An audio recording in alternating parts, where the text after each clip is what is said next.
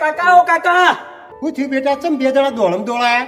કાકા અમે તમને ખુશીના સમાચાર આપવા માટે આવ્યા છીએ. મારું અને તમારા છોકરાનું હવે ભણવાનું પતી ગયું. અમે હવે પૈસા કમાવા માટે વિદેશ જવાના છીએ અને વિદેશ જવા માટે અમારું સિલેક્શન થઈ ગયું. હોવા બાપા, અમાર બેનું વિદેશ જવા માટે સિલેક્શન થઈ ગયું હો. અમે 3 વર્ષ તો જ રહેવાના છીએ. હું દર મહિને તમને લાખ રૂપિયા મોકલાય. જો હું અહીં નોકરી કરે ને તો 20-30 હજારમાં આપણું પૂરું નહીં થાય અને હું તમને ખુશ નહીં રાખી શકું. એટલે મારે જવું પડશે વિદેશ. ના બેટા ના, તને તો હું વિદેશ નહીં જ જવા દઉં. જો બેટા તારા ભાઈબંધને જવું હોય તો જાય, બાકી તને કોઈ દાડો હું વિદેશ નહીં જવા દઉં. પણ બાપા તમે સમજો વાત ના હોય ને, 20-30 હજાર રૂપિયા આવકમાં આપણું કોઈ પૂરું ના થાય. બેટા તું વિદેશ જઈને મહિને લાખ રૂપિયા નહીં 10 લાખ રૂપિયા મોકલાવે ને તોય મને ખુશી નહીં મળે. જો તું હોય 20,000 રૂપિયા કમાય ને બેટા તોય હું બહુ ખુશ રહે. કારણ કે એક બાપની અસલી દોલત પોતાના સંતાન હોય, પૈસા નહીં.